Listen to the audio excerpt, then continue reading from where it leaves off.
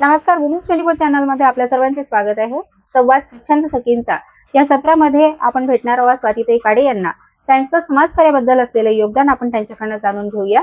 स्वातीताई नमस्कार आणि आमच्या स्टुडिओमध्ये खूप खूप स्वागत आहे. सर्वप्रथम तर ताई आमच्या दर्शकांना तुम्ही तुमचा परिचय द्यावा.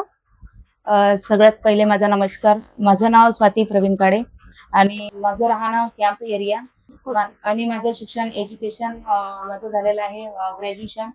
आणि ते पण माझं जे मी एज्युकेशन केलं ते लग्न झाल्यानंतरच केलं आणि माझ्या मिस्टरांचा मला खूप सपोर्ट होता आणि त्यांच्या सपोर्टमुळे मी आज बाहेर पडली.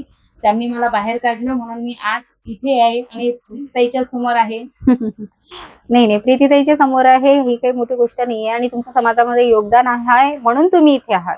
तुम्ही स्वतः बाहेर निघालात आणि काम केलं आणि त्याच्यामुळे तुम्हाला वाटलं की तुमच्या स्वप्रेरणेने हे सगळ्या गोष्टी समाजापर्यंत जाणं फार गरजेचं आहे, म्हणून आज तुम्ही आम्हाला मुलाखत देत आहात. तर स्वातीताई, मला तुम्हाला एक विचारायचं होतं की तुमचं एज्युकेशन जे तुम्ही सांगितलं ग्रॅज्युएशन झालेलं आहे तुमचं, तर मग तुम्ही ते समाजकार्यामध्ये केलेलं आहे की कशात केलेलं आहे? मी समाजकार्यामध्ये नाही केलेलं आहे ते. जेव्हा माझं एज्युकेशन मी फक्त 12वी माझं झालेलं होतं लग्नाच्या आधी आणि माझ्या मिस्टरांची खूप इच्छा होती की तू शिकावं आणि तू समोर जावं आणि तू घराच्या बाहेर पडावं. घरात राहून घरातच राहायचं किंवा मुलांचं करायचं आणि आमचं करायचं हे त्यांची इच्छा नव्हती. त्यांची इच्छा होती की बाहेर पड, लोकांची मदत कर, तू कार्य कर, तुला जे आवडलं ते तू आवड करू शकतं. तेव्हापासून मग जेव्हा माझा मुलगा अपंग आहे की म्हणजे पूर्ण जागेवरच आहे, सगळं करून मी त्याचं घराच्या बाहेर पडते म्हणजे त्याच्यामुळेच मला अनुभव आलेला आहे. जेव्हा मी इरविन हॉस्पिटलमध्ये जायची त्याचं मी पहिले सर्टिफिकेट काढलं तेव्हा तो 5च वर्षाचा होता. तेव्हा नंतर मग मी अनुभव घेतला की माझा मुलगा बा अपंग आहे, तर आपण पण लोकांचे जे मुलं वगैरे असते किंवा लोक पण अपंग राहते त्यांच्यामुळे आपण पण त्यांच्यावर कार्य करावं किंवा त्यांच्या आपली मदत करावी किंवा आपले पोलीस ट्रॅफिकवाले चौकीवर उभे राहतात त्यांना पाहून जेव्हा मी ऑटोमधून जाते, माझा प्रवास म्हणजे ऑटोचाच आहे, मी गाडीनं प्रवास करत नाही, माझा ऑटोमध्ये प्रवास राहते. जेव्हा मी ट्रॅफिकवाले पोलीस लोक पाहते त्यांच्यासाठी बॉटल, त्यांच्यासाठी नाश्ता वगैरे, कारण की माझं खूप मन दुखते किंवा कारण की ते आपल्यासाठी उन्हातान्हात उभे राहतात. आपल्या गाडी अडवायसाठी किंवा गाडीला ट्रॅफिक तेव्हा थांबतात तेव्हा ते आपल्यासाठी एवढं तरी करतात की आपण तरी त्यांच्यासाठी काहीतरी मदत करावी. आणि जे अपंग आणि निराधार संजय गांधी ज्या लेडीज वगैरे राहते, आज त्यांना खूप लोक असे आहे आपल्यासमोर की त्यांना अशी म्हणजे माहिती वगैरे कोणतीच नाहीये.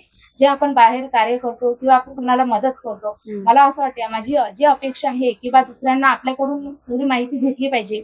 आणि मला असं काही आहे नाही किंवा तुम्ही मला 2 पैसे द्या, आम्ही 2 पैसे कमावतो किंवा मला माझ्यावाली मी म्हणजे गरज भागवते, तसं काहीच नाहीये. माझ्याकडून जेवढी मदत होईल, जरी मी आता घरी म्हणजे हाऊसवाईफ आणि माझ्या मुलांचं करून अपंग आहे, तो पूर्ण जागेवर आहे, आज तो 12 वर्षाचा, आज मी त्याच्याला 12 वर्षापासून सगळं करून घरात ते हँडल करून आणि माझ्या ज्या सासूबाई होत्या त्यांचा स्वभाव खूप रागीट होता. रागीट म्हणजे एवढा होता की त्यांनी मला घराच्या बाहेर काढलं होतं. घराच्या बाहेर काढून तरी मी म्हणजे याच्यात पडली. तरी मला असं वाटलं का नाही, तरी आपण लोकांसाठी लढावं. माझ्यासाठी कोणीच नाही लढलं म्हणून पण मी रडली. नाही, आता तुम्ही बोलता बोलता एक बोलून गेल्या भावनेच्या आहारी की तुमच्या सासूबाईंनी तुम्हाला घराच्या बाहेर काढलेलं होतं. मग अशा वेळेला तुमचे मिस्टर तुमच्या बरोबर होते का?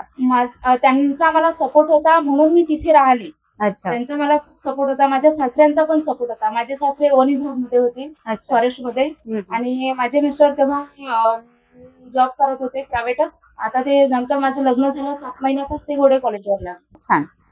तर ताईंचं जे स्ट्रगल आहे त्यांनी एका शब्दामध्ये म्हणजे आपण न विचारताच त्यांनी पूर्ण सांगितलेलं आहे, कारण त्यांच्या भावना त्यांना व्यक्त करायच्या होत्या आपल्या चॅनलच्या माध्यमातून. बरंच काही त्यांनी सांगितलं. त्यांचा मुलगा अपंग आहे आणि 12 वर्षापासून त्या मुलाचं सगळं जागेवर असताना त्या सगळं सांभाळून, त्यांचं घर सांभाळून, त्यांच्या जेवढ्या पण जबाबदाऱ्या आहेत त्या सगळं सांभाळून त्या समाजकार्य देखील करतात.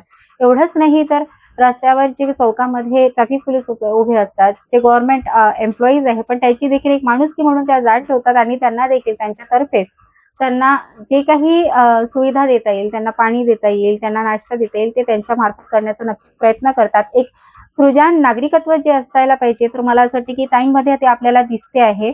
तर ताई, मला एक विचारायचं होतं तुम्हाला परत की तुम्हाला भविष्यात तुम्ही काय विचार केलेला आहे, म्हणजे कुठल्या आणखी हे समाजकार्य तुम्हाला असंच चालू ठेवायचं आहे की याला आणखी तुम्ही पुढे नेणार आहात की काय करणार आहात? मी पुढे अजूनही नेणार, पुढे अजूनही मला काम करायची माझी इच्छा आहे. जशाच म्हणजे मला याचा एवढा जास्त अनुभव नव्हता महिलामधला, जशा मला ह्या जयाताई भद्रे म्हणून आहे हम्म. आणि त्या माझ्या म्हणजे मी त्यांच्या सपोर्टिंग म्हणजे त्या मला खूप सपोर्ट करतात. जेव्हा मला त्या फोन करतात की स्वाती तू इकडे ये, आपल्याला इथं जायचंय, मीटिंगला जायचंय, आणि मी त्यांच्यासोबत राहते. हम्म. त्यांच्यामुळे मला खूप अनुभव आला जयाताईमुळे. कारण की जयाताईने मला खूप नॉलेज दिलंय. जसं मला महिलामध्ये एवढं नॉलेज नव्हतं, कारण की मी कार्य करत होती, माझीवाली कार्य करत होती. कुणाला मदत वगैरे हे ते, आणि महिला सेलची एवढी मला म्हणजे माहिती नव्हती. पण जयाताईमुळे मला खूप माहिती मिळाली आणि नॉलेज मिळालं. त्यांच्यामुळे मी त्यांच्यामुळे असं म्हटलं तरी चालतंय की मी आज इथे आहे. खूप छान. कसं असते की आपण एखाद्या व्यक्तीने आपल्याला सपोर्ट केला तर आपण त्याला विसरून जात असतो, पण ताईंना खरंच मानावं लागेल, कारण त्यांना ज्यांनी सपोर्ट केला, ज्यांनी त्यांना मार्गदर्शन केलं, त्यांची जाण त्यांना आहे. आणि आज आपल्या स्टुडिओमध्ये त्या ऑनलाईन त्या सगळ्यांच्या समोर सांगते की जयाताई भद्रे यांनी त्यांची मदत केलेली आहे. मला तरी असं वाटतं की प्रत्येक महिलेनी असं असायला पाहिजे. आपल्याला जे मदत करतात त्याची जाणीव कायम ठेवायला पाहिजे. आणि ते तुमचं हे जे परखड बोलणं आहे ते खरंच मला तरी आवडलं, आमच्या दर्शकांना पण नक्कीच आवडेल. तुम्हाला आमच्या चॅनलतर्फे खूप खूप शुभेच्छा. आणि मला असं वाटतं की तुमचं हे जे काम आहे ते निरंतर तुम्ही असं सुरू ठेवा. तुम्हाला जेव्हा जेव्हा वुमन्स 24 चॅनलची गरज पडली तर नक्कीच आम्ही तुमच्यासोबत आहोत. आणि आमच्या स्टुडिओमध्ये आल्याबद्दल तुमचे खूप खूप धन्यवाद. अशाच नवनवीन मुलाखतीकरिता बघत राहा वुमन्स 24 चॅनल. तोपर्यंत धन्यवाद.